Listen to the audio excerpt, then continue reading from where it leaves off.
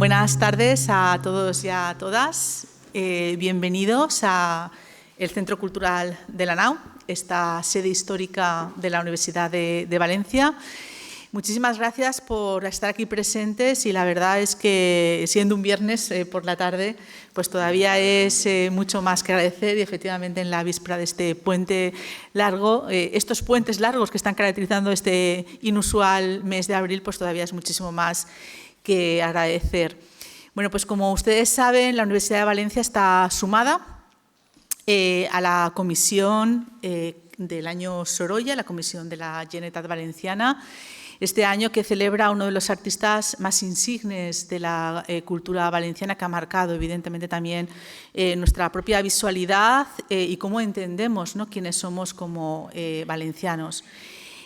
Hoy se inaugura un ciclo amplísimo de conferencias. Vamos a realizar hasta junio del 2024 un seguido de conferencias en torno a miradas diversas sobre la figura de Sorolla y sobre todo la pretensión que tenemos desde el Vicerrectorado de Cultura no solamente sumarnos a… se puede sentar por aquí por delante, no hay ningún problema, aunque ponga reservado se puede sentar, no hay problema.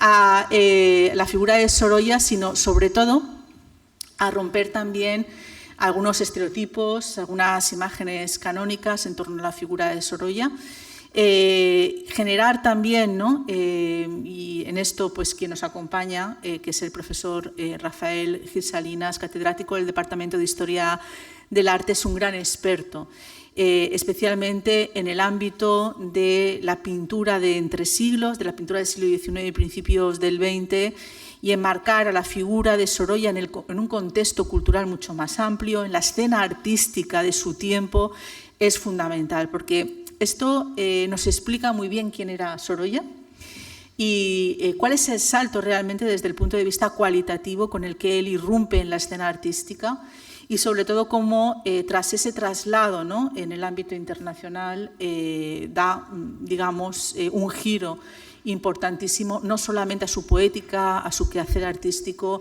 sino a cómo todo esto ejerce una influencia clarísima en el ámbito cultural valenciano y nacional, ¿no?, español. Presentar al profesor Rafael Gil Salinas, pues para mí es un privilegio.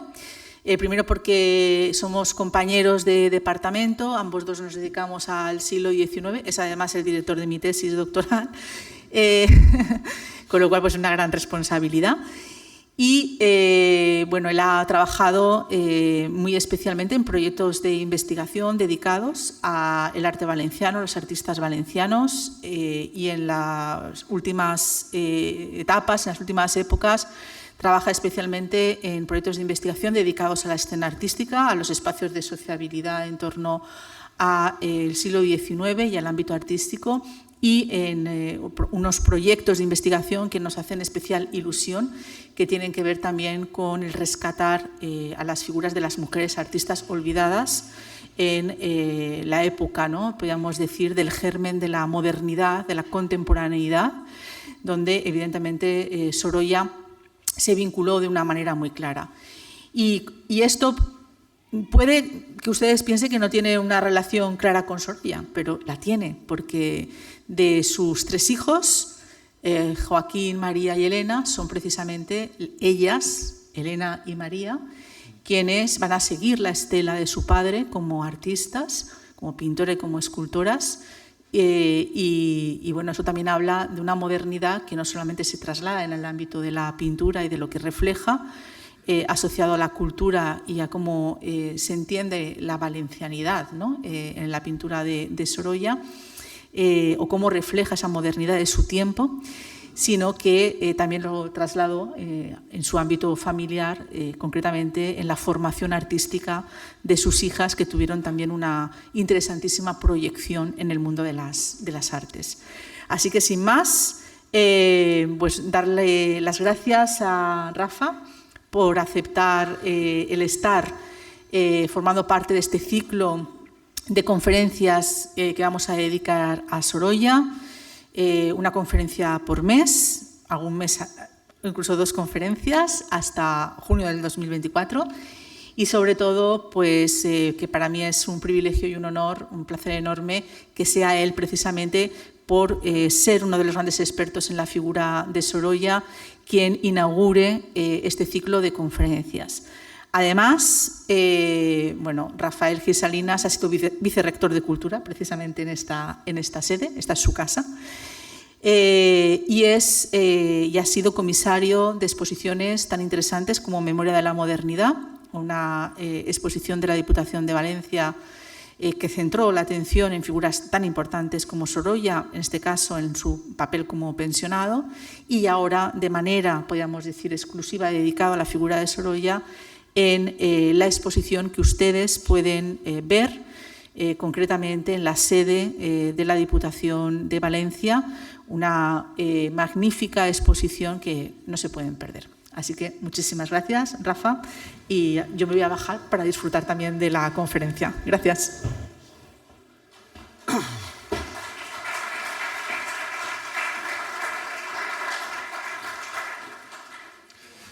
Bien, buenas tardes.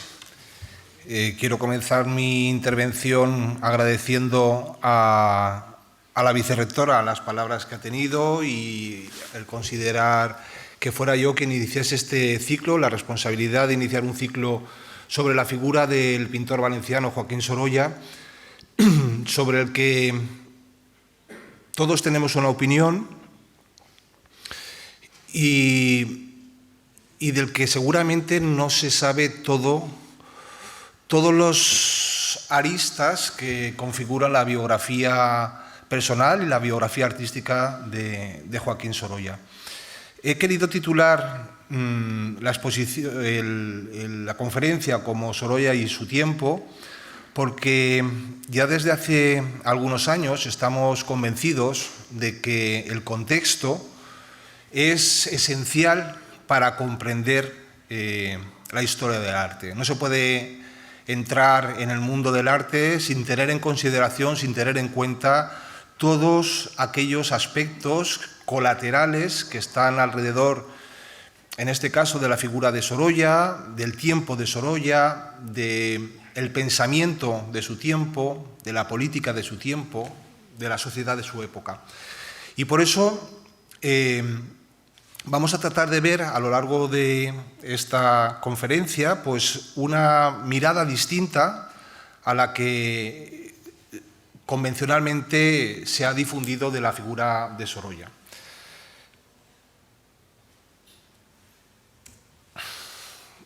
Uno de los aspectos que cabe poner de relieve y tener en cuenta para entender el momento en el que Joaquín Sorolla y los artistas de su época realizaron la producción pictórica es precisamente el cambio social que se produce desde principios del siglo XIX a nivel internacional. Y es que los grandes mecenas, aquellos que habían ido dibujando y protegiendo y sosteniendo la creación artística, esos grandes mecenas, que eran la aristocracia, que era la Iglesia y que era la monarquía, perdieron el peso específico que habían ostentado durante siglos y ya en el siglo XIX, pues bien saben ustedes que la Iglesia no pasa por sus mejores momentos. La expulsión de los jesuitas o la desamortización de Mendizábal son dos claros ejemplos de cómo la Iglesia pues, ya no gozaba de esa situación tan privilegiada y de su relación con los artistas. Tampoco la monarquía pasaba por sus mejores días y como referencia hay que recordar la Revolución Francesa y finalmente pues, la aristocracia tampoco gozaba de un momento especialmente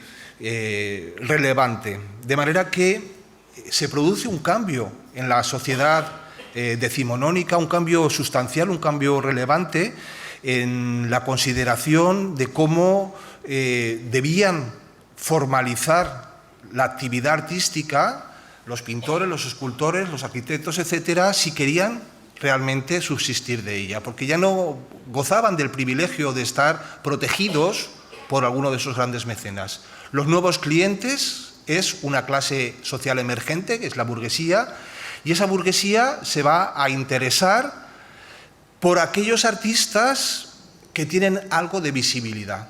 Y esa visibilidad va a estar condicionada por la actitud que los artistas deben tomar para dar a conocer su obra, para mostrar aquello que producían, aquello que pintaban.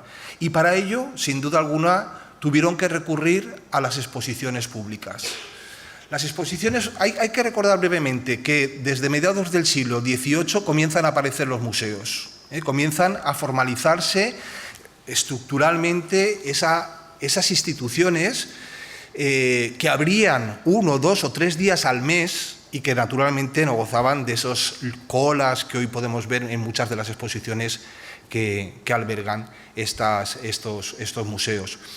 Eran frecuentados por muy pocas personas, principalmente por artistas que solicitaban un permiso especial para acudir a los museos para copiar las obras de los grandes maestros.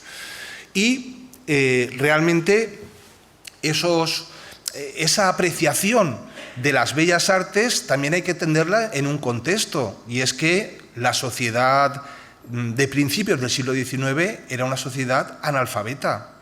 En el caso de Valencia hay un dato objetivo, y es que en 1804 el 95% de la población era analfabeta. Es decir, no tenían una preparación como para valorar, para conocer, para inclinarse hacia las bellas artes.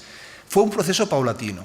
A partir de los años 30 del siglo XIX comienzan a aparecer las exposiciones públicas. Y esas exposiciones públicas pues muestran una combinación de objetos artísticos con objetos artesanales, porque eran exposiciones organizadas por instituciones como el IRIS, como la Sociedad Económica de Amigos del País, por el Ateneo Mercantil. En fin, eran exposiciones que tenían una duración máxima de unos 15 días y que, insisto, combinaban la creación artística, pictórica y escultórica fundamentalmente, pero estaban junto a estas obras, estaban presentes objetos artesanales, objetos que eran muy del gusto de la época, como estos fanales isabelinos realizados con conchas que eran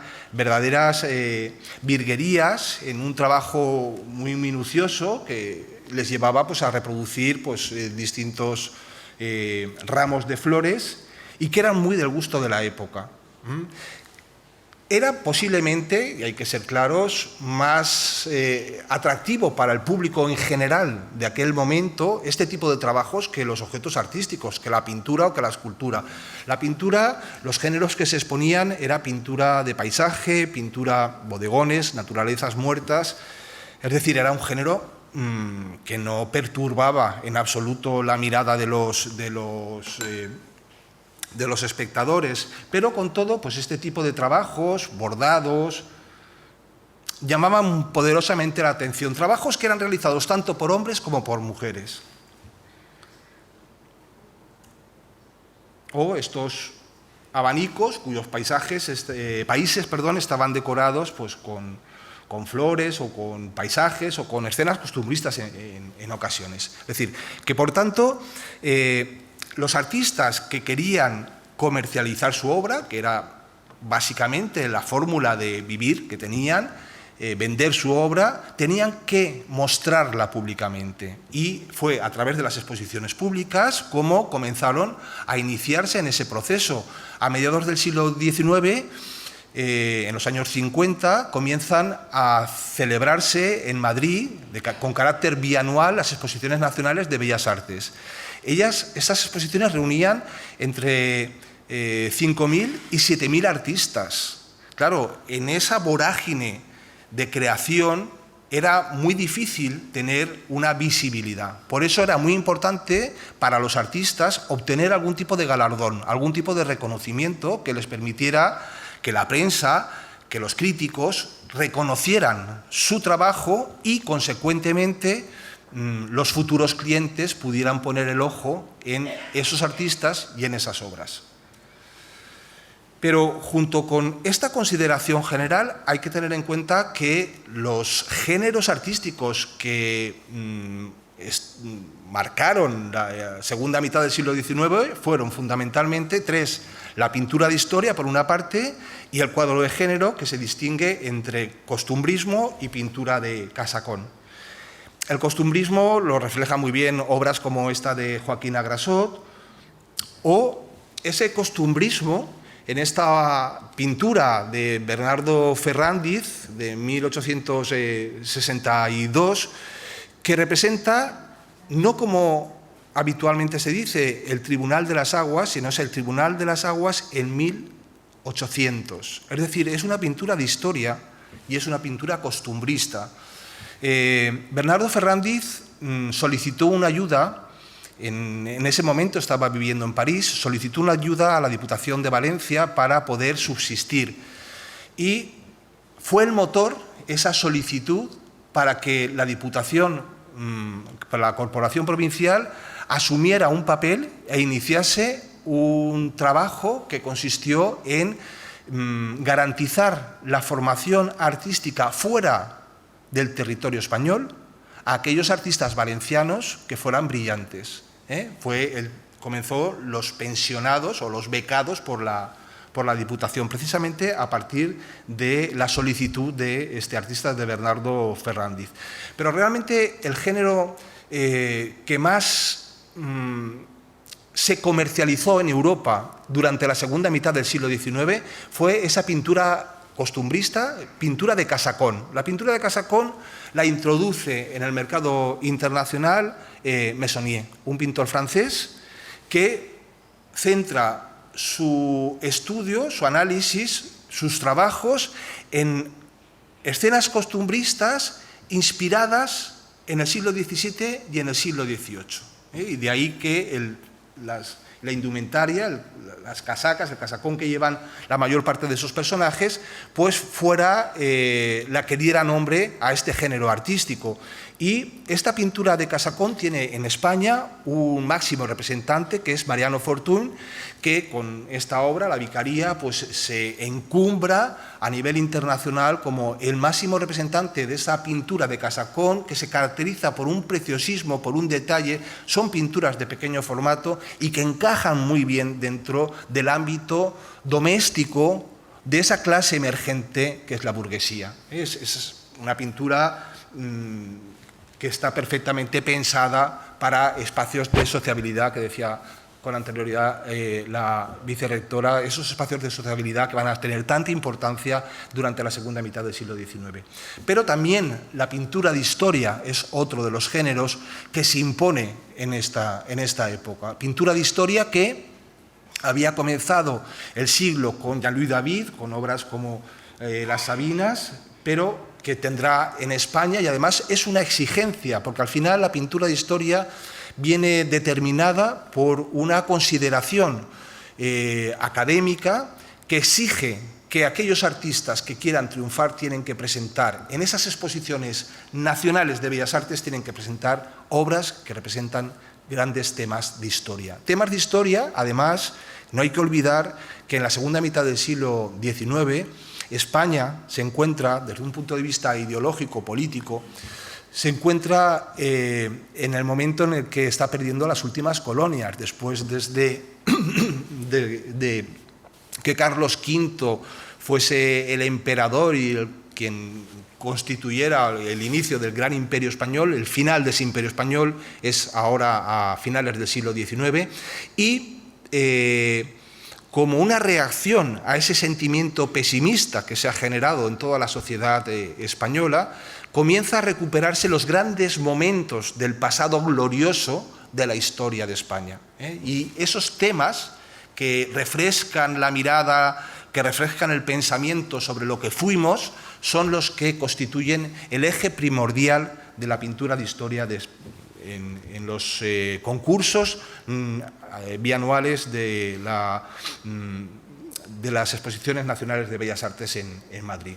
Pinturas como este de Juana la Loca, o esta pintura de Gisbert, el fusilamiento de Torrijos, son grandes ejemplos de esa temática que prevalece y que se impone, una temática que además, en este caso, el tamaño importa, porque la pintura de historia es una pintura de grandísimo formato. Y esta razón determinó que la mayor parte de las obras ganadoras que fueron reconocidas en las exposiciones nacionales de Bellas Artes en Madrid, pues tuvieron y se encuentran en el Senado, porque el tamaño de estas obras es extraordinariamente grande y no caben en cualquier sitio.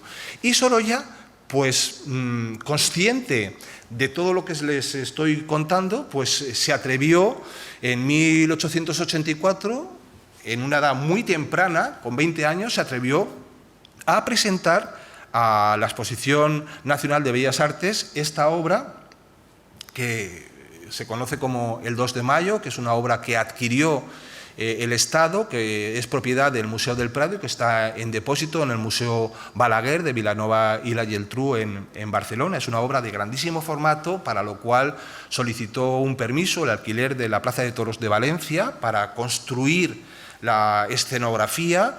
Reunió a un grupo de amigos para que posasen y para crear el ambiente, disparó pólvora, que es lo que construye fundamentalmente esta escena.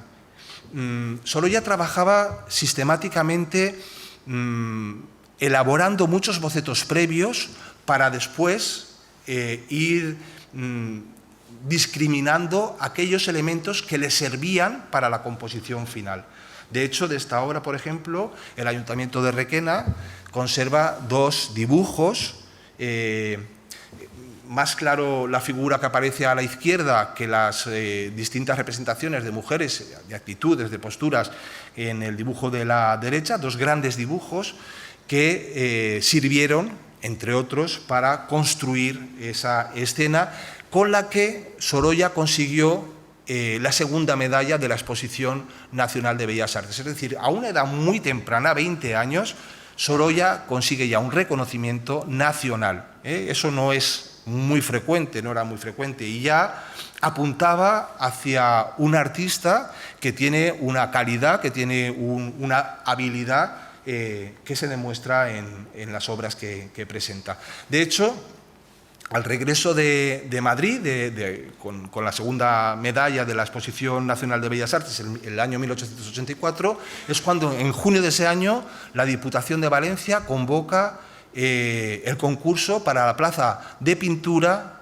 de pensionado en Roma. Y Sorolla se presenta y de los 3 ejercicios consigue llegar al final. El proceso de selección era bastante transparente.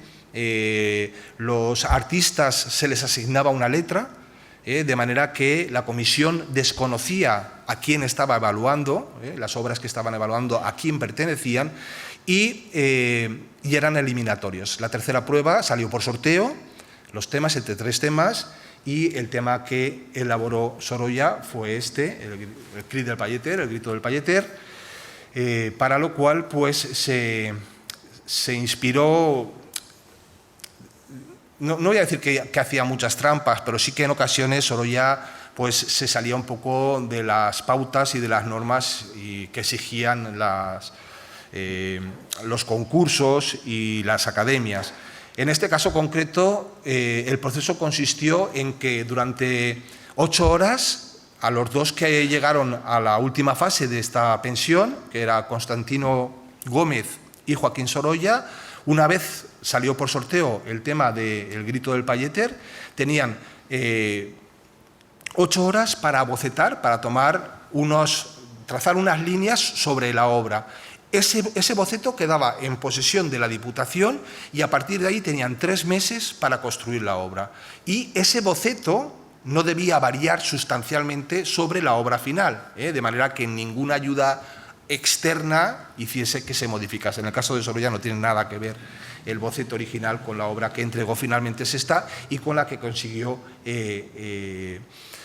la pensión durante 4 años, porque consiguió una próloga para Roma. Previamente también había hecho, fíjense, que era muy sistemático, y había hecho un pequeño boceto, un boceto aproximadamente de 40 por 60 centímetros, alto por ancho, que tiene una cuadrícula para encajar todos y cada uno de los personajes, porque claro, estos cuadros donde aparecen una escenografía tan variopinta con tantos personajes, hay que trabajarlos a escala.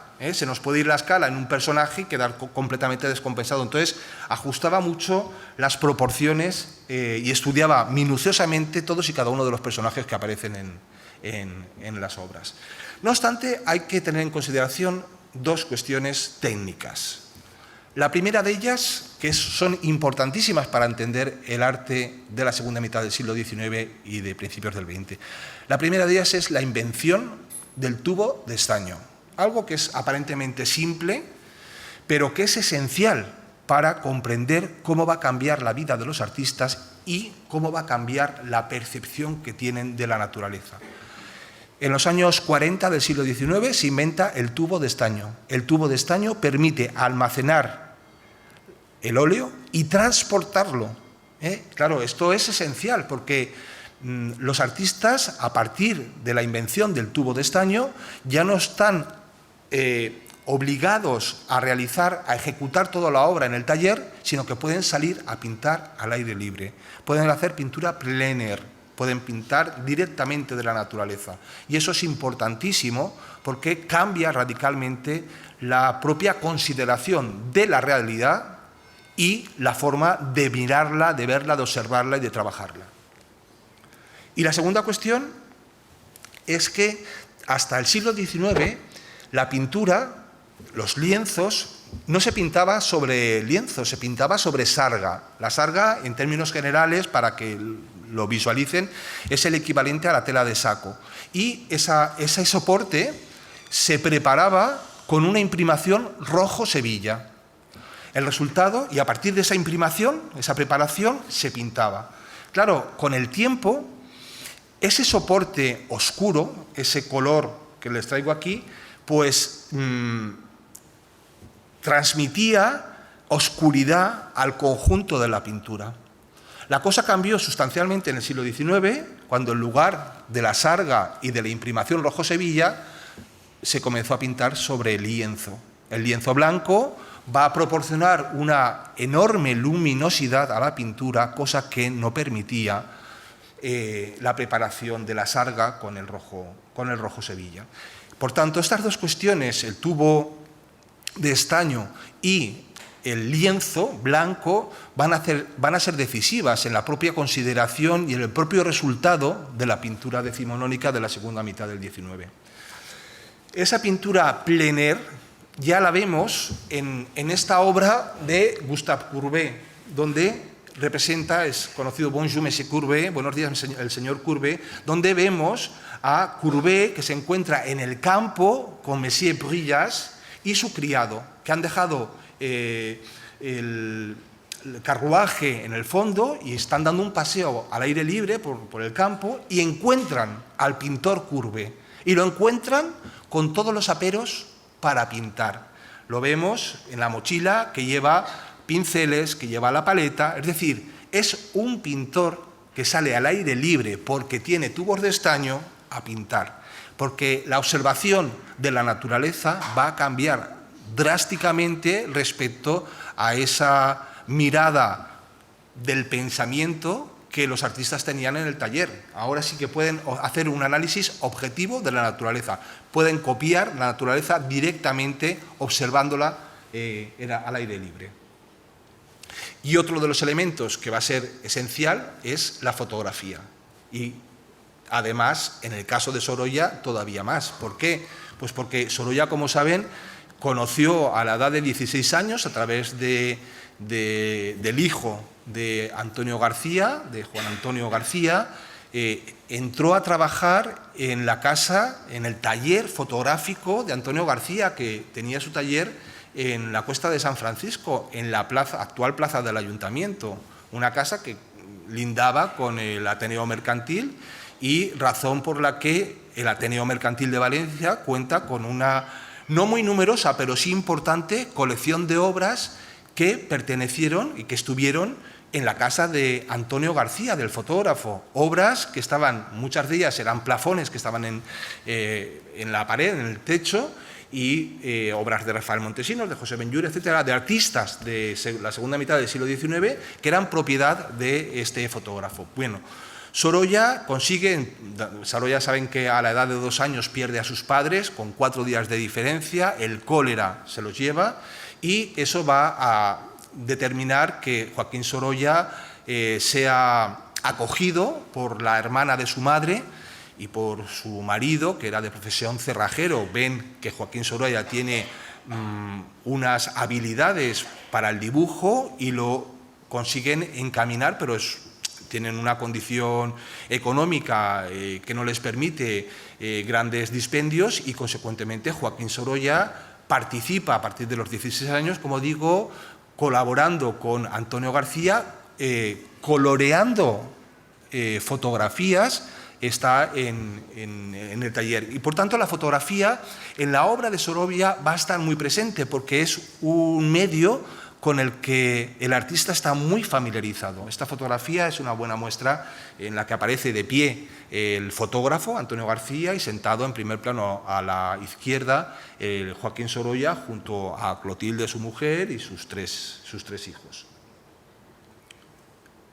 Y también la fotografía aparece y recoge ese sentido plenairista, ese sentido de pintor de la vida moderna, porque moderno a finales del siglo XIX, el concepto de moderno a finales del siglo XIX es pintar al aire libre. Y Sorolla se suma a esa corriente de captar la naturaleza, de observar directamente la realidad y trasladarla al lienzo. Naturalmente que no acaban el lienzo en ese momento, ni tan siquiera saliendo varios días, lo acaban en el taller, pero digamos que los apuntes de color, las notas de color, el concepto de la luz lo capta directamente. Y claro, la perspectiva es completamente diferente. No es lo mismo inventar, ingeniar y construir una imagen en un taller que salir a pintar y observarlo y trasladarlo directamente al lienzo.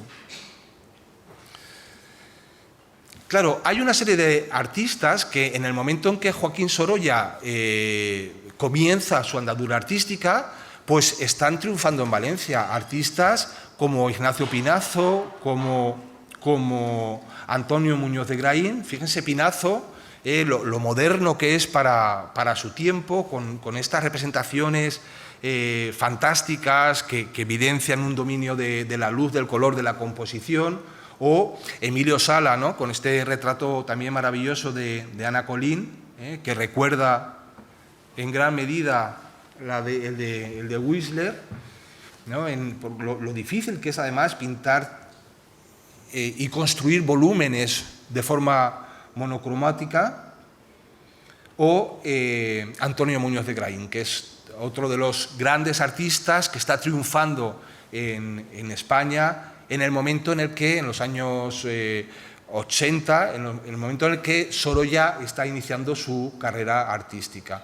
Se ha hablado mucho y se habla mucho acerca de el color, esa gama que predomina en la pintura del artista valenciano, de Antonio Muñoz de Graín. Tuvimos la suerte de hacer una estancia en Roma hace unos años, bastantes, en la Academia de España en Roma, donde Antonio Muñoz de Graín estuvo becado por la Diputación de Valencia. Y durante la estancia de Antonio Muñoz de Graín en Roma, contrajo, como por otra parte era bastante habitual, la malaria.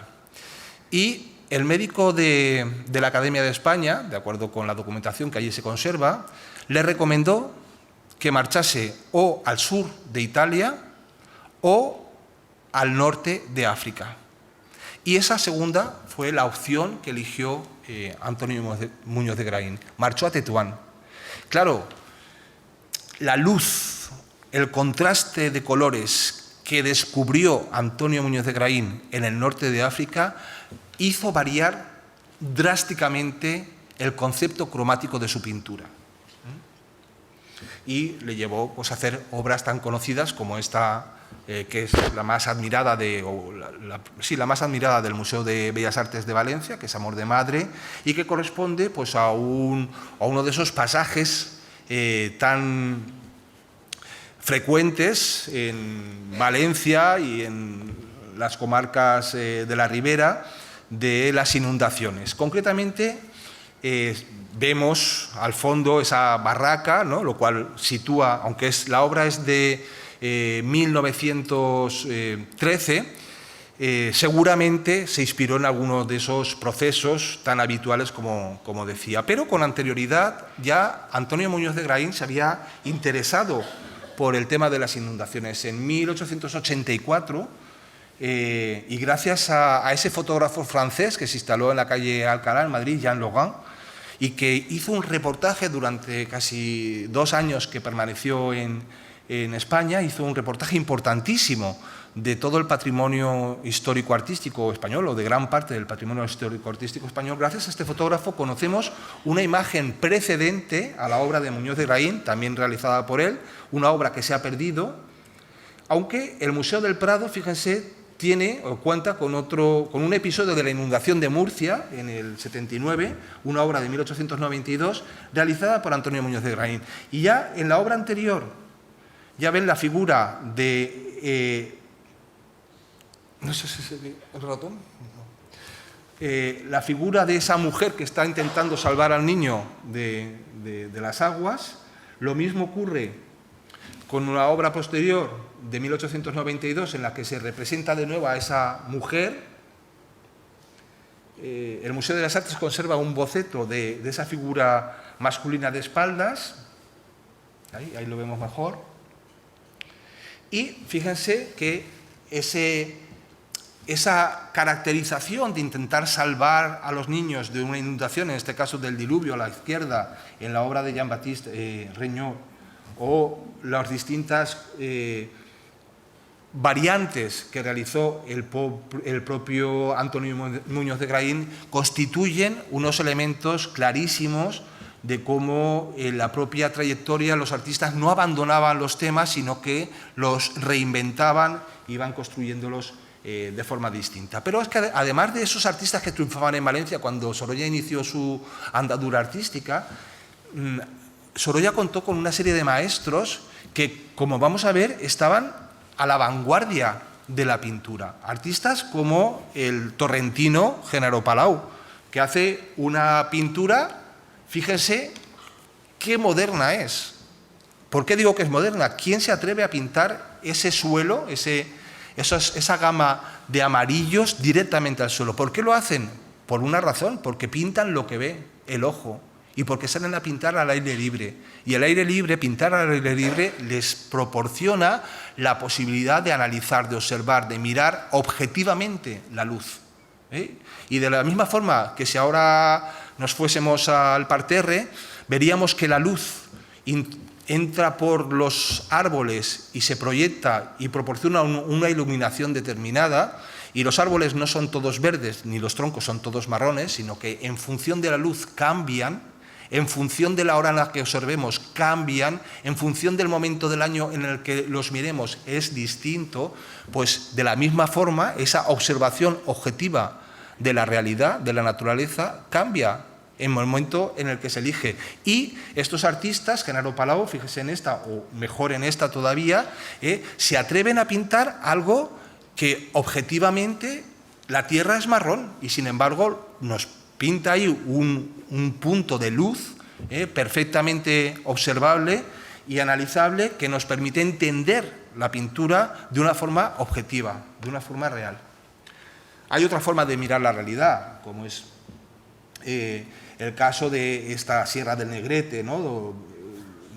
de Cebrián, que hace un análisis tan objetivo que incluso desde un punto de vista científico se puede reconocer la biología de todas y cada una de las plantas que componen este paisaje, e incluso desde un punto de vista meteorológico se ha estudiado los cúmulos y estratocúmulos y cómo era la temperatura y la atmósfera de las proximidades de Valencia a finales del siglo XIX. Es decir, son análisis objetivos de la realidad. Pero hay artistas también, como José Benlliure, que se atreven a elevar a la categoría de objeto artístico lo que antes nadie hubiese pensado. Es decir, representar y poner a la figura de estos campesinos en un formato importante no era habitual ni tan siquiera frecuente, y sin embargo hay artistas que comienzan a cambiar los puntos de vista sobre lo que debe ser arte y lo que no debe ser arte. O Cecilio Pla, que es otro de los grandes artistas, de los grandes maestros de Sorolla, y claro, todo esto que estamos viendo va a calar en la figura de Sorolla, va a ser tenido en cuenta por Sorolla a la hora de entender las bellas artes, a la hora de entender la pintura. Este es un autorretrato del propio Cecilio Pla. Y claro, Sorolla es cierto que inicia, como hemos visto, su andadura artística a nivel nacional presentando el 2 de mayo, pero cuando consigue la pensión de la Diputación de Valencia, pues bueno, aquí hay algunos de los hitos de la ciudad de Valencia. Sorolla marcha a Roma el 1 de enero de 1885, llega el 3 de enero, se instala cerca de Vía Marguta, pero este es el Sorolla que viaja a Roma, es un chiquillo, yo decía en las exposiciones, es el Erasmus de su tiempo, sí, es el Erasmus de su tiempo, pero es una persona que no es el Sorolla que conocemos, barbudo, fumando, sentado, etcétera, etcétera, ¿no? Sino que es un chaval joven que es muy irrespetuoso con la institución que le proporciona 3.000 pesetas al año para estar y vivir en Roma. Digo irrespetuoso porque no cumple con aquello que marcaba el reglamento de enviar cada año 3 academias del natural y 3 academias del antiguo, pues porque está en otras cosas. Y es su suegro, su mentor entonces, a partir de 1887, su suegro Antonio García, el que lo ata corto y el que está continuamente insistiendo en que no puede defraudar a la institución que le está enviando eso porque le pueden cortar, y además dentro del propio reglamento se explica que quien no cumpla con los plazos, la institución está perfectamente facultada para rescindir la ayuda, la beca, la pensión. Y en el primer envío, en 1800, porque lo tenía que haber hecho en 1885, pero no, Sorolla lo va retrasando, y en marzo de 1886 remite a la Diputación 6 obras que deben ser juzgadas por una comisión fundamentalmente constituida por miembros de la Academia de Bellas Artes de San Carlos de Valencia, para valorar los progresos en el campo de las bellas artes. Es decir, que la estancia en Roma está sirviendo para algo. Y no se le ocurre más que mandar esta. Claro, esos académicos de bellas artes, pues cuando ven este desnudo de una mujer que no es ninguna diosa Diana, ninguna diosa mitológica, que tiene nombres y apellidos, pues se alarman, ¿no? La critican duramente por no ajustarse a razones morales de la época. Esos son los términos en los que se expresan ellos para valorar. Claro, ¿qué hace Antonio García, su suegro? Sorolla enviaba las obras desde Italia enrolladas y las remitía directamente a Antonio García, y Antonio García las desenrollaba, las ponía en un bastidor y las barnizaba, y una vez que estaban ya secas las entregaba a la Diputación. ¿Qué hace Antonio García cuando conoce esta obra y sobre todo cuando recibe un informe por parte de la Academia criticando esta obra? Pues esta pintura que se le había enviado Sorolla como regalo a su futuro suegro, Antonio García va a la Diputación y dice: y esto, además, ¿no? O sea, intenta calmar los ánimos y regala esta magnífica pieza, por cierto, que son 3 estudios de caracteres de distintos personajes, ¿no? En el segundo año, en el 87, remite, entre otras obras, estas dos Academias del Natural, que son de una delicadeza fantástica. Y quiero que pongan su atención en la figura de la izquierda, el niño de la bola, porque esa figura se ha hablado mucho y se ha construido bastantes teorías sin demasiado fundamento, y yo voy a aportar una más. Y es que esta pintura de 1887, y que es conocida como El niño de la bola, coincide en el tiempo con la publicación 7 años antes de un libro de Pedro Antonio de Alarcón que lleva por título El niño de la bola. En esa obra, publicada en 1880, en esa obra, en esa novela, se narra la historia de un niño que, huérfano de madre, pierde a su padre y es acogido por un cura, y está, como consecuencia del shock que sufre por la pérdida de su padre, está durante 3 años sin hablar, pierde el habla. Y precisamente un día que él está jugando por la iglesia, delante de la figura del santo niño de la bola, y en ese momento recupera el habla. Y desde ese momento en su pueblo es conocido como el niño de la bola. Ese niño se enamora de la hija de uno de los principales acreedores del padre del niño, pero el hombre no permite que el niño se relacione con su hija. Este dice que se va a ir a buscar, porque es pobre, y se va a ir a buscar fortuna, regresa con fortuna, pero la muchacha ya se ha casado, y entonces él mata a la muchacha y el marido de la muchacha lo mata a él. Bueno, un desastre.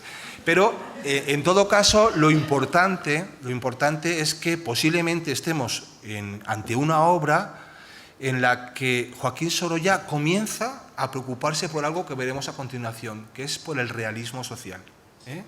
Es una faceta quizás poco reconocida, pero muy importante en la pintura de Joaquín Sorolla en la década de los años 90 del siglo XIX. Y la última obra que pinta, y que es un encargo formal de la Diputación, el trabajo final, es el padre Jofré deambulando, dice literalmente, por las calles de Valencia y atendiendo a un loco. El padre Jofré, como saben, fue, como consecuencia de este momento, reunió a los principales prohombres de la época para que consiguiesen financiar la creación del primer hospital psiquiátrico en Valencia.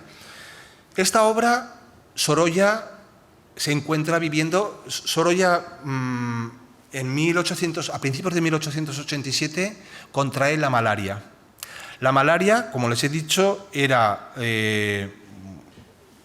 el equivalente al cólera en España. En España las epidemias de cólera se sucedían año tras año.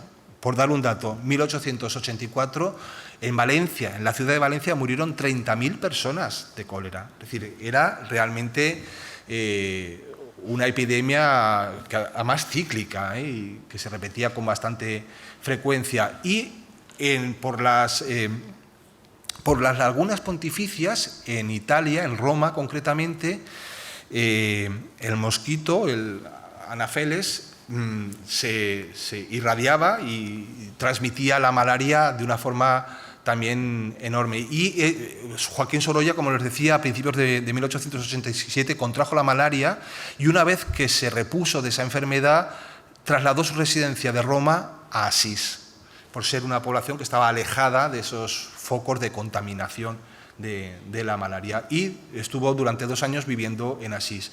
En septiembre de 1887 viene a Valencia, contrae matrimonio con Clotilde y regresa con ella a Italia. Y esta obra, que es el trabajo final de su pensionado en Roma, que es un tema, como les digo, que impone la propia Diputación, pues esta obra reúne, digamos, todas las características de una buena pintura, de lo que se espera, y sobre todo evidencia lo que Sorolla ha conseguido durante esos 3-4 años en Italia, que es conocer el mundo clásico. Es ese dejarse llevar por toda la cultura clásica visual que hay en Italia va a influir decisivamente en Sorolla. Hay un Sorolla antes, el Sorolla antes de Italia es el Sorolla del grito del Palleter, el Sorolla después de Italia es el Sorolla que mide, que equilibra, que compone de una forma, que dibuja, que emplea el color, la luz, es decir, que todos los elementos están puestos a disposición de una gran pieza, de una gran obra. Y ese es el Sorolla que concluye su estancia en Roma. Se ha hablado mucho sobre el espacio donde se inspiró. Es cierto que en el concurso se explicitaba que debía ser el padre Jofré deambulando por las calles de Valencia. Hay un escudo de la ciudad de Valencia encima del arco, que es el gesto, el signo identificativo, pero indudablemente el arco no parece que corresponda al que se ha venido afirmando, tanto del portal de Valdigna como el que comunica la Catedral de Valencia con el Palacio Arzobispal, sino que más propiamente podría tratarse de un arco que hemos localizado en la ciudad de Asís, que es en la ciudad en la que se encuentra Sorolla, cuando plantea toda la obra que concluye después en Roma. Y como es un éxito el padre Jofré, Sorolla lo que hace es lo que no había hecho hasta entonces, que es cumplir con ese requisito de hacer 3 academias del Antiguo. ¿Qué son las academias del Antiguo? Es obras, dibujos, que estén inspirados, que estén copiados de obras antiguas. Y para ello realiza esta representación que procede del panel 46 del friso de las Panateneas del Partenón, que se encuentra en el British Museum en Londres, y que trasladó, como saben, en 1816 Lord Elgin. Pero Sorolla no había estado en Londres. Entonces, ¿cómo consigue esta imagen? Bien, las academias de Bellas Artes, saben ustedes que era muy frecuente que para que los alumnos soltasen mano, encargaban vaciados en yeso de obras antiguas. Y esos vaciados de yeso, muchos, se conservan todavía hoy en día en esas academias de Bellas Artes. Probablemente que representa a 3 dioses de la antigüedad, proceda de uno de esos vaciados. La otra obra que presentó es esta Madonna Medici, que se encuentra en la iglesia de San Francisco en Florencia, y que inicialmente pensamos que el dibujo, que es el que aparece a la izquierda de Sorolla, con esos puntos blancos que dan luz, esos puntos que remiten y que indudablemente tienen una deuda con Velázquez. Sabemos que antes de marchar a Italia, Sorolla realizó hasta 3 viajes a Madrid, al Museo del Prado, para copiar a Velázquez.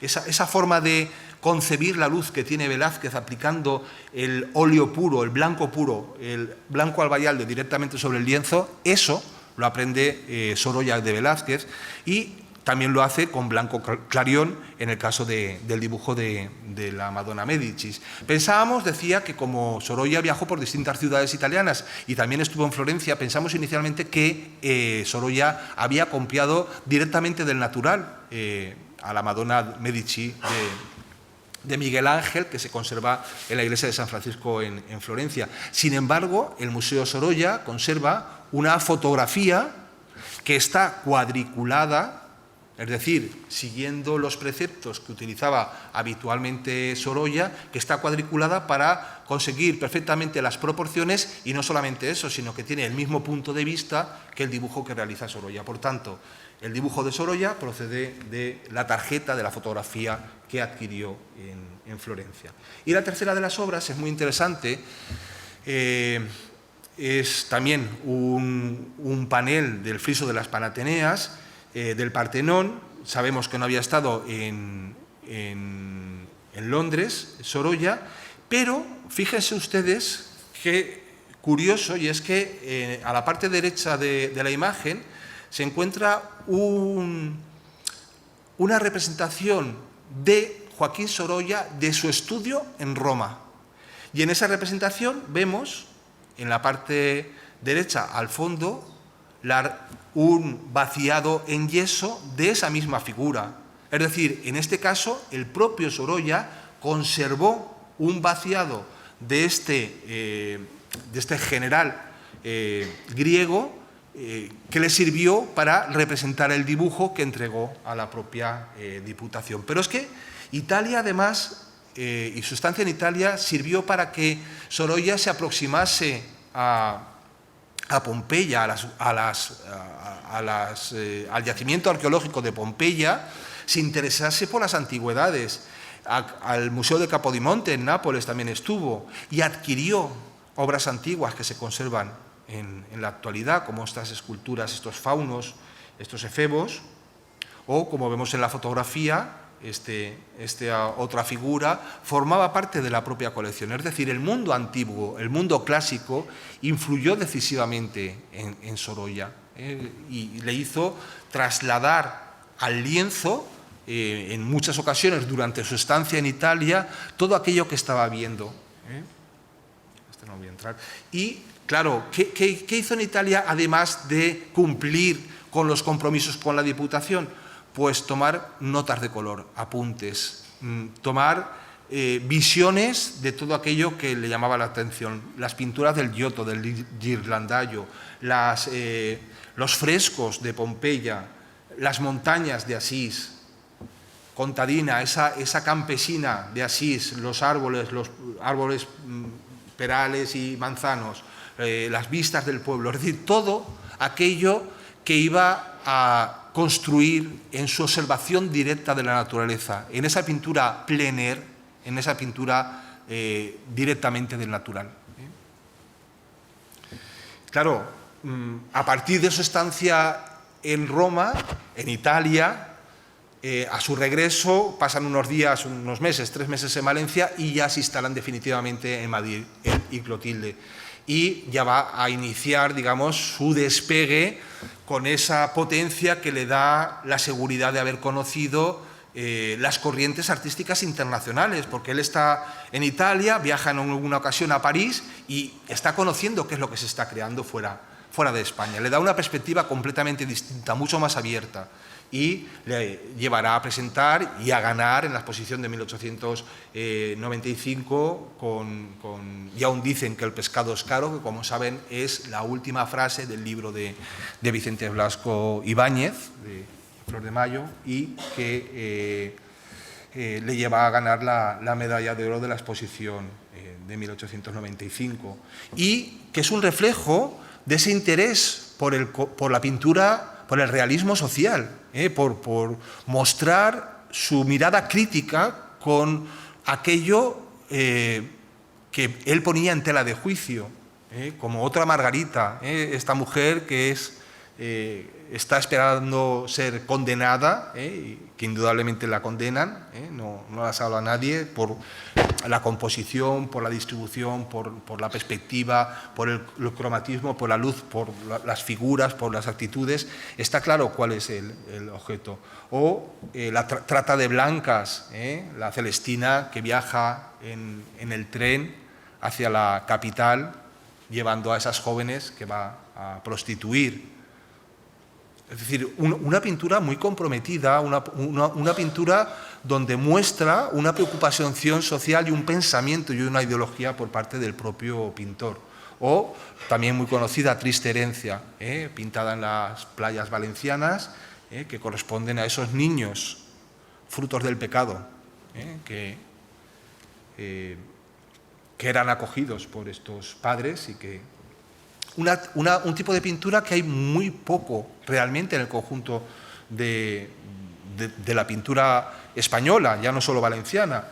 Antonio Fillol es una excepción, con La gloria del pueblo, ese hombre que vuelve a su pueblo después de haber conseguido situarse socialmente, y es recibido por todas las autoridades. Vean el detalle, ¿no?, de cómo el tono rural, ¿no?, y aldeano del alcalde, del médico, del juez, la banda de música, en fin,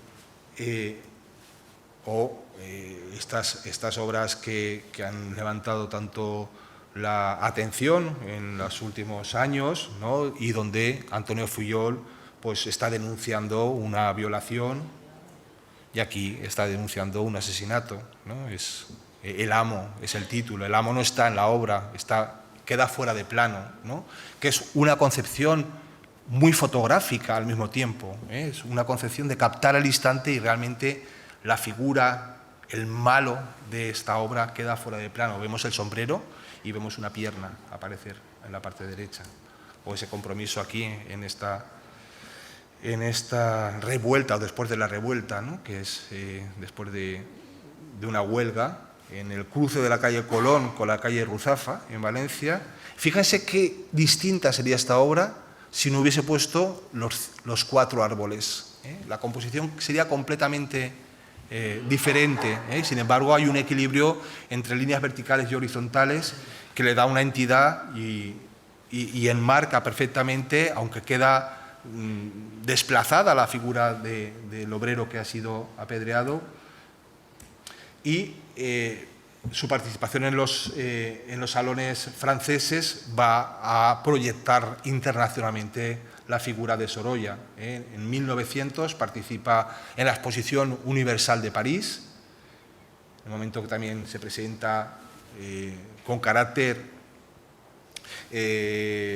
perentorio, es decir, con un carácter provisional, ese edificio que no gustaba a nadie, que era la Torre Eiffel, y cuya exposición pues, cuenta con una amplia representación de obras de Joaquín Sorolla, obras fantásticas como esta, la vela blanca, ¿no? Él tejiendo la vela, comiendo en la barca. Y en esta exposición es muy importante, 1900, porque saben que las exposiciones nacionales, las exposiciones internacionales tienen su origen a mediados del siglo XIX en París y en Londres. Y esas exposiciones tenían como objeto mostrar los avances en materia de agricultura, de industria y de bellas artes.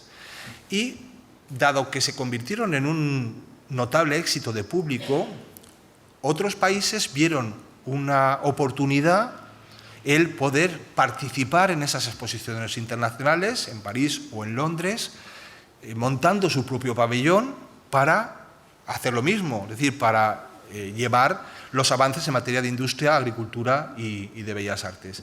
Y eran construcciones efímeras, se construían exclusivamente para esa efeméride y una vez concluía las exposiciones, los edificios se derrumbaban.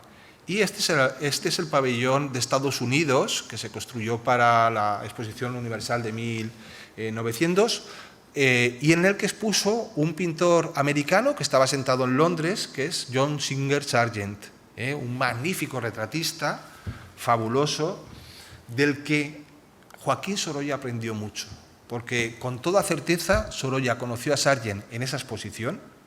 Coincidieron, los pabellones de España y de Estados Unidos estaban muy próximos, pero ya no solo la proximidad, sino la proximidad ideológica desde un punto de vista artístico entre John Singer Sargent, el pintor americano instalado en Londres, y Joaquín Sorolla, hace que haya una serie de coincidencias notables. Sargent influirá en Sorolla en la concepción del retrato, pero también en esa amplia gama de tipos de niños en la playa que Sargent pinta ya en 1878, o esto otro. Si yo no hubiese puesto el pie de imagen, seguramente lo hubiesen reconocido como obras de Sorolla, y sin embargo son obras de John Singer Sargent.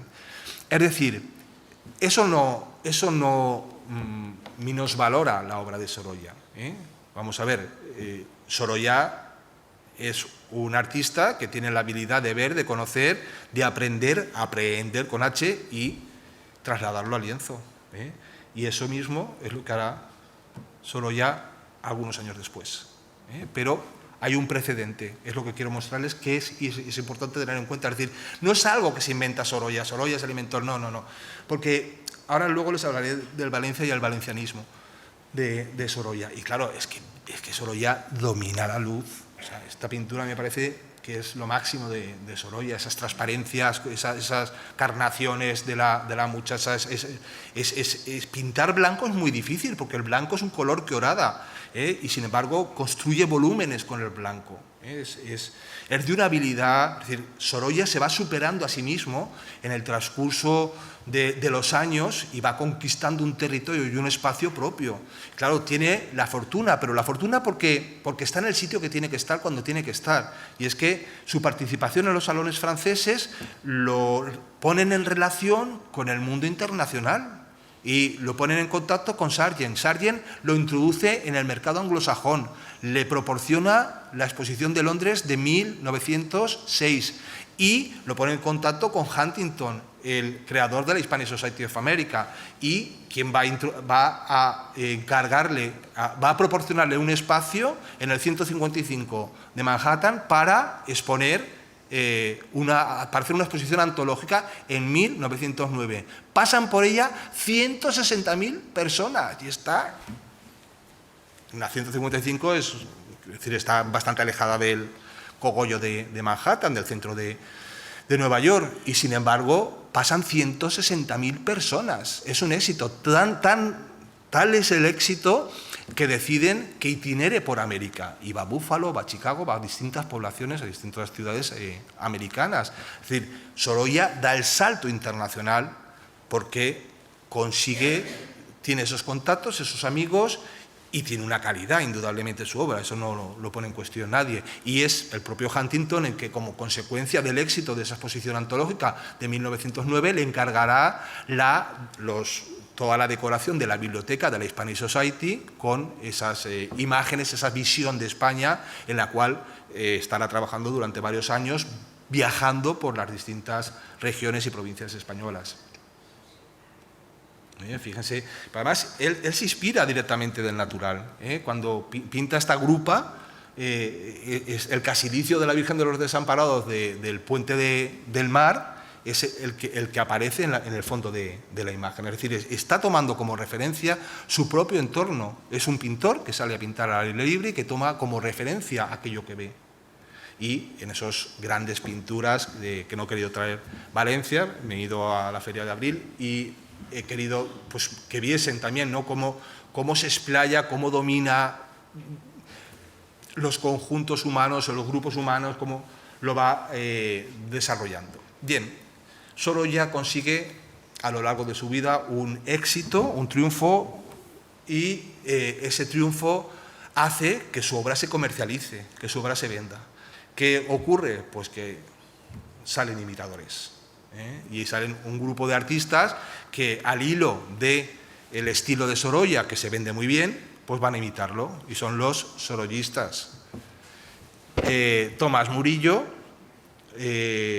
claro, ¿qué pasa? Que cuando uno no tiene interiorizado lo que tiene que hacer, copia, y las copias siempre son más bajas, no tienen el mismo tono. Sí, son escenas de playa, son barcas, son pescadores, son pescadoras, pero no llega a ser Sorolla, no llega a ser, no es por buscar la comparativa, no por desprestigiar al resto, pero ustedes lo ven.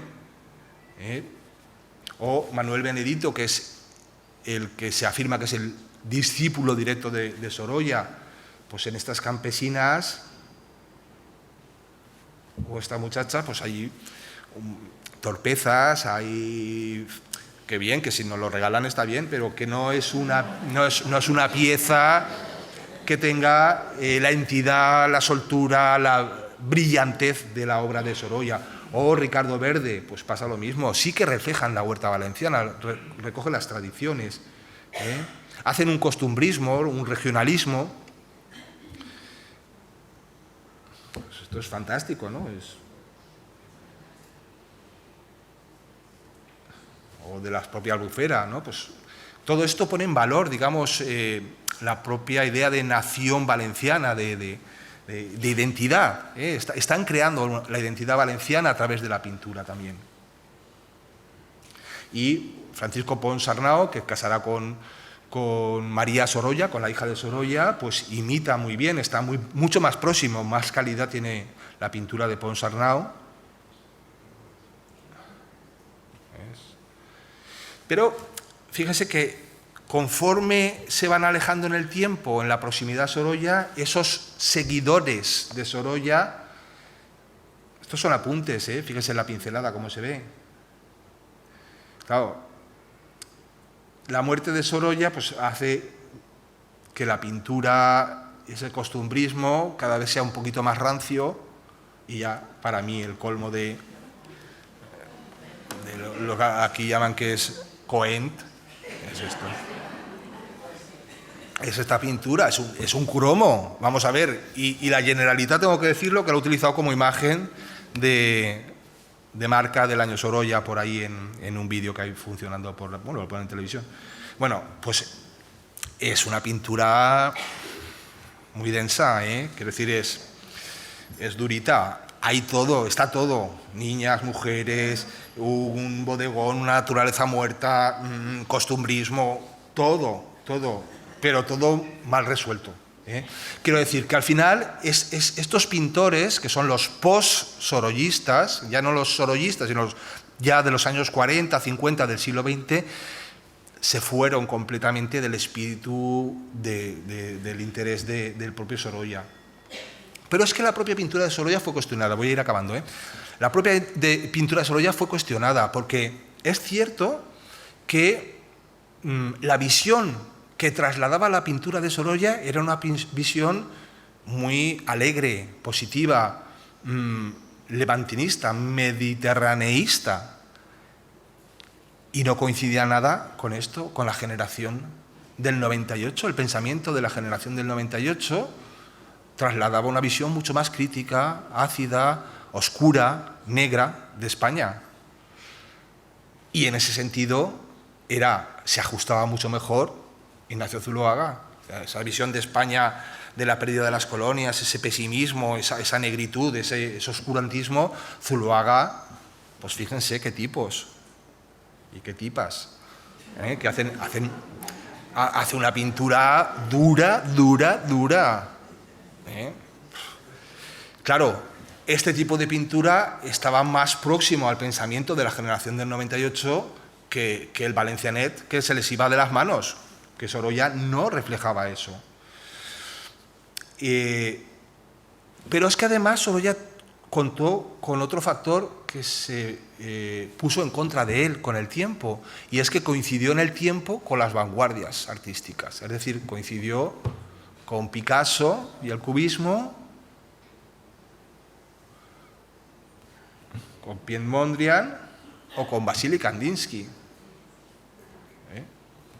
Claro, quiero decir, no tienen nada que ver, naturalmente que no tienen nada que ver, pero son corrientes artísticas que empiezan a ocupar un espacio dentro de la escena de la creación internacional y no tienen nada que ver con Sorolla y por tanto se convierten en una especie de barrera, de frontera.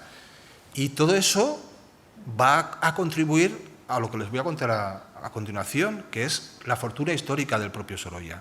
Cuando muere en 1923, muere en Cercedilla, como saben, lo trasladan en tren a Valencia. Cuando llega a la Estación del Norte, este es el cortejo.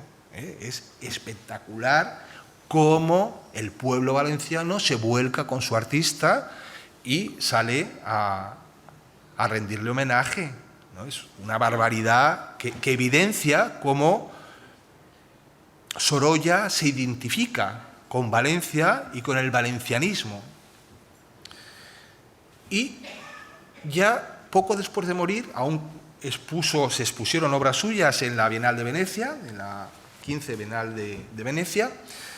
Hubo una sala dedicada exclusivamente a la pintura de Sorolla, pero su fortuna, su reconocimiento empieza quizás por el pensamiento de la generación del 98, quizás por el peso de las vanguardias, quizás porque su pintura se había derivado con esos sorollistas que no hicieron justicia al maestro y esos possorollistas que todavía hicieron menos justicia, el interés por la pintura de Sorolla decae.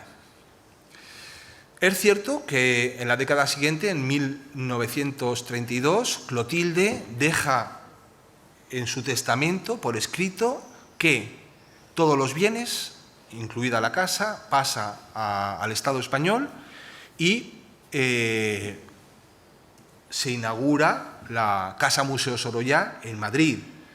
Pero, excepto este hecho, apenas en la década de los años 30 no hay ninguna exposición monográfica de Sorolla. En la década de los años 40 hay una exposición monográfica de Sorolla. En toda la década, es cierto que no es la mejor época de la historia de España para hacer exposiciones, pero en todo caso es un hecho indiscutible que únicamente en el año 44, y precisamente por ese olvido que está sufriendo la figura de Sorolla, por la que su yerno, Francisco Pons Arnau, que está casado, como les he dicho, con María Sorolla, organiza en el Ayuntamiento de Valencia una exposición homenaje a Sorolla. Y lo cierto es que el régimen franquista se apropió de la figura de Sorolla. Y en la década de los años 50, Sorolla se convierte en símbolo de Valencia, del valencianismo y del nacionalismo valenciano conservador. ¿Y cómo construyen todo esto? 1951, billete de 1000 pesetas con la efigie de Sorolla. Sellos con una selección de algunas obras de Joaquín Sorolla. Postales, se publican montones de postales que reproducen la obra de Sorolla. E incluso, en 1963, el reactor DC-8 se llama el reactor Joaquín Sorolla. Es decir, hay toda una construcción y puesta en valor, una recuperación de la figura de Sorolla desde una apropiación por parte del franquismo.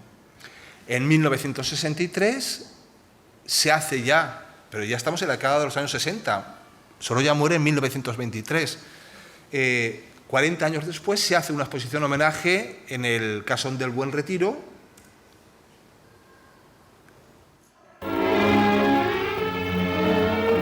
El ministro de Educación, señor Lora Tamayo, pronuncia ante su excelencia el jefe del Estado, generalísimo Franco, el discurso inaugural de la exposición homenaje a Sorolla en el Casón del Retiro.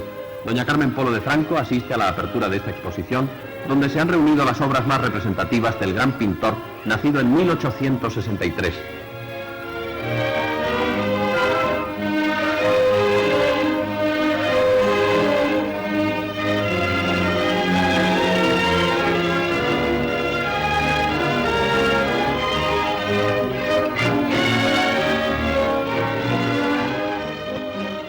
Los tipos clásicos, los ambientes de luz mediterránea y los temas marineros cultivados por Sorolla tienen aquí un amplio exponente.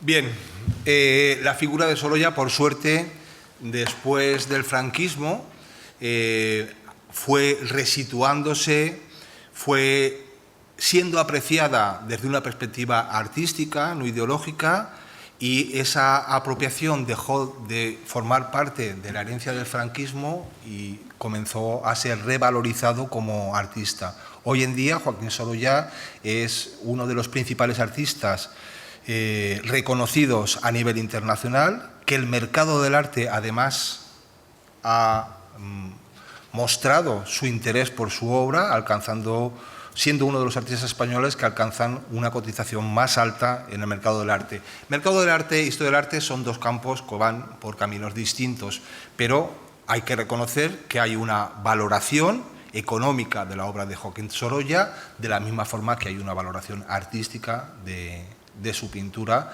no solamente en Valencia, que la hay, sino en toda España y en el resto del mundo. Por eso hemos escrito un libro en el que hemos participado la vicerrectora Esther Alba, María Roca habla también, en ese contexto precisamente, que se titula así, Sorolla y su tiempo, En el contexto del tiempo de Sorolla, María Roca, que habla como Sorolla como coleccionista, Francisco Fuster pone en relación la generación del 98 con Sorolla, Blanca Cerdá habla de Sorolla y su relación con sus contemporáneos, especialmente Blasco Ibáñez y Mariano Benlliure, María Jesús Cava habla de Sorolla y los vascos, Pinazo y su relación con Sorolla es objeto del estudio de Clara Solbes, Mireia Ferrer habla del naturalismo y el realismo social en la pintura valenciana y finalmente María Ángeles Pérez habla de Antonio Fillol fundamentalmente. Y ese libro lo presentamos el día 7 de mayo en la caseta 41-44 de la Feria del Libro. Muchas gracias.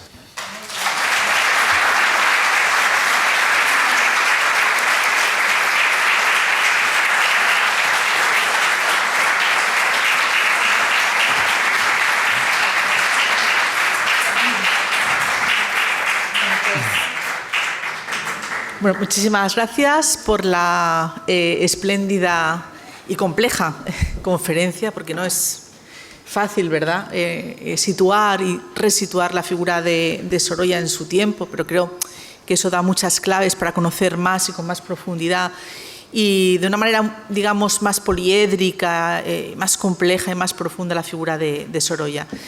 Ahora vamos a abrir digamos, un breve espacio para las intervenciones, para preguntas. Si alguien entre el público quiere hacer una intervención, aprovechar y preguntar, pues es el momento. Por allí.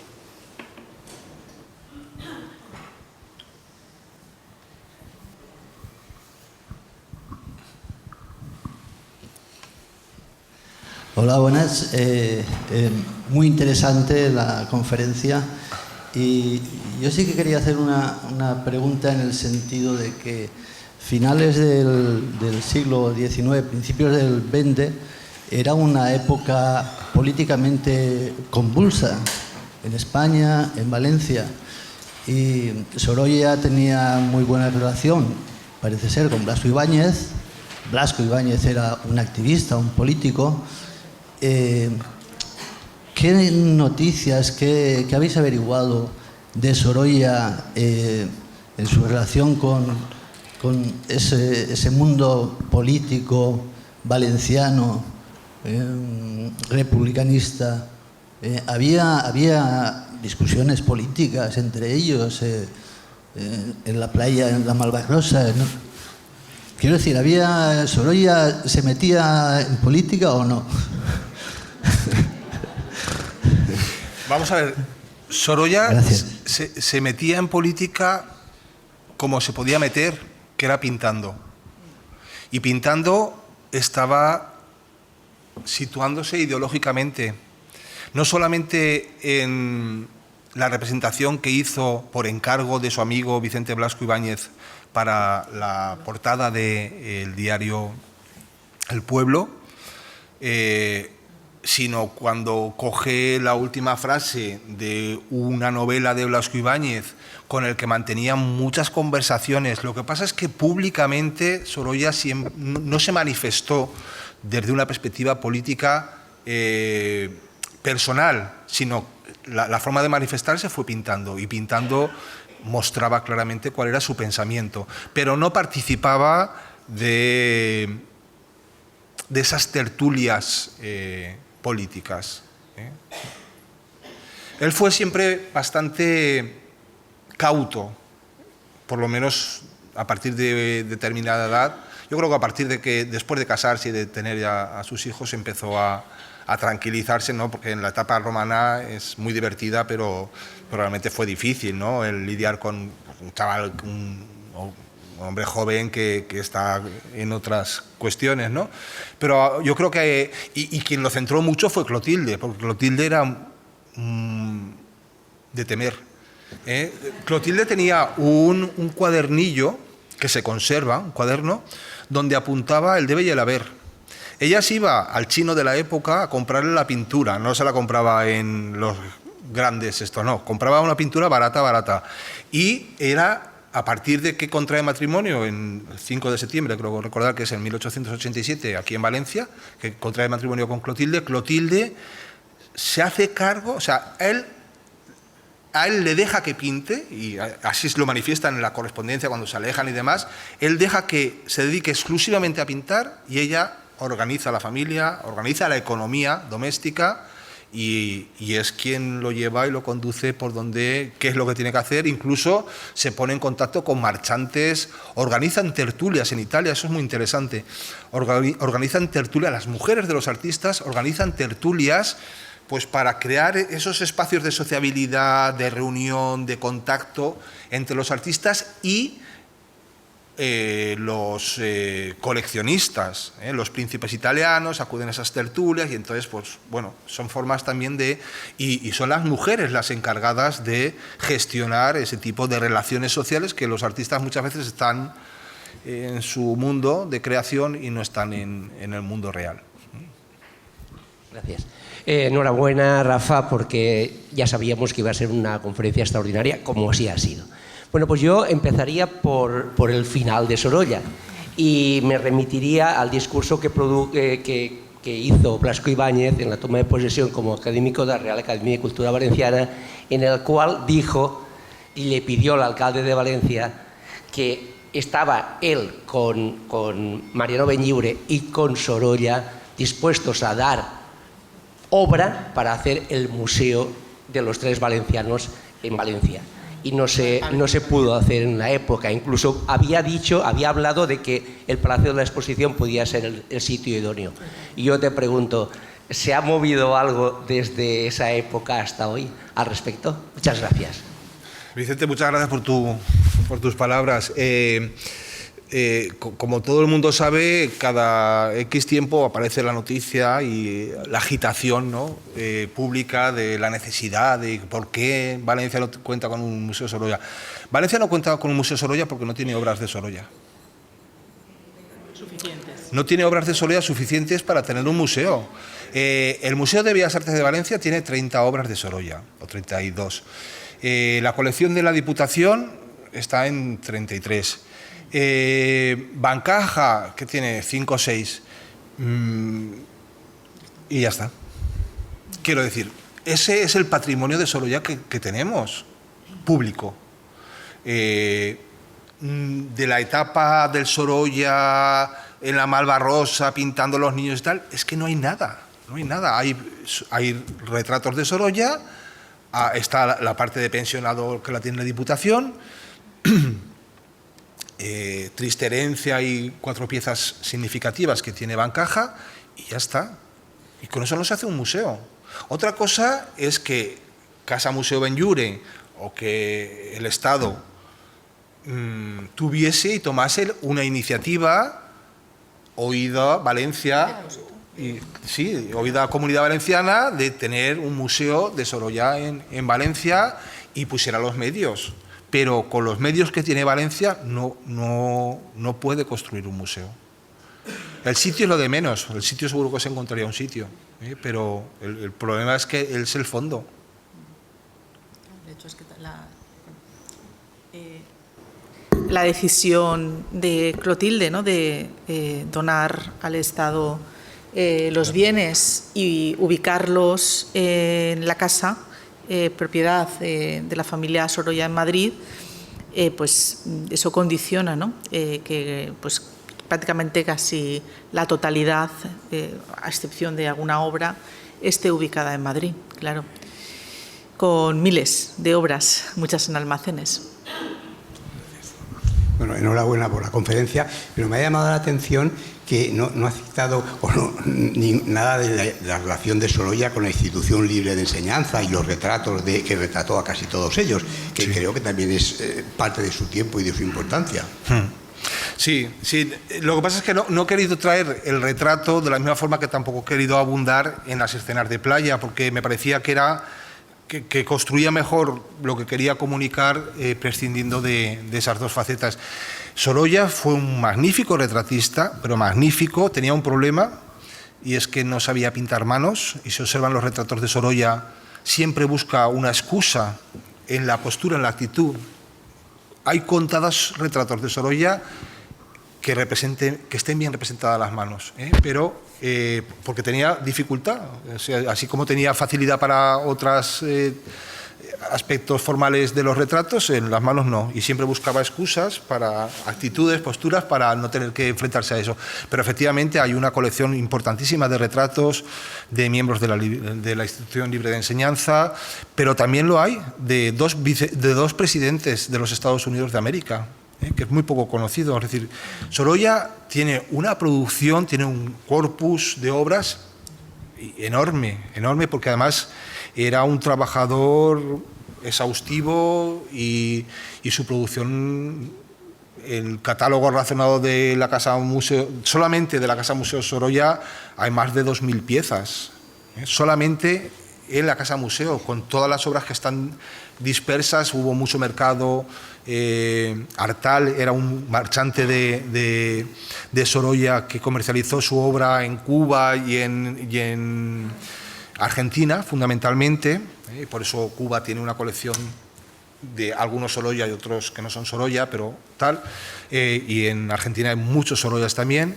Quiero decir, y en Europa hay muchos Sorollas, de manera que su producción es importantísima, y tanto el retrato como las escenas de playa pues son quizás la parte más conocida, ¿no? Y por eso he querido insistir en construir un relato distinto.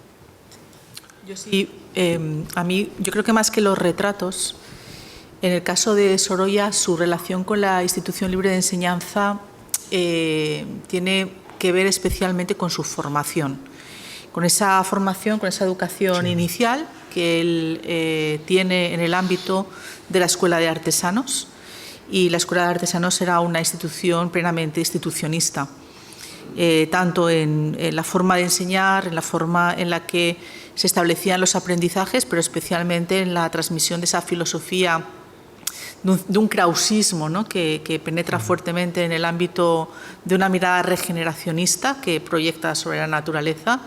Y Sorolla, como plenerista, pero especialmente a través de la pintura de crítica social, está muy cercano al legado ideológico del institucionismo, sin duda.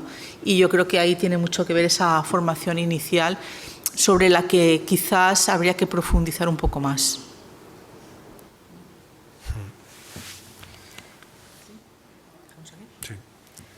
Bueno, pues muchísimas gracias y pasen ustedes un buen fin de semana. Gracias.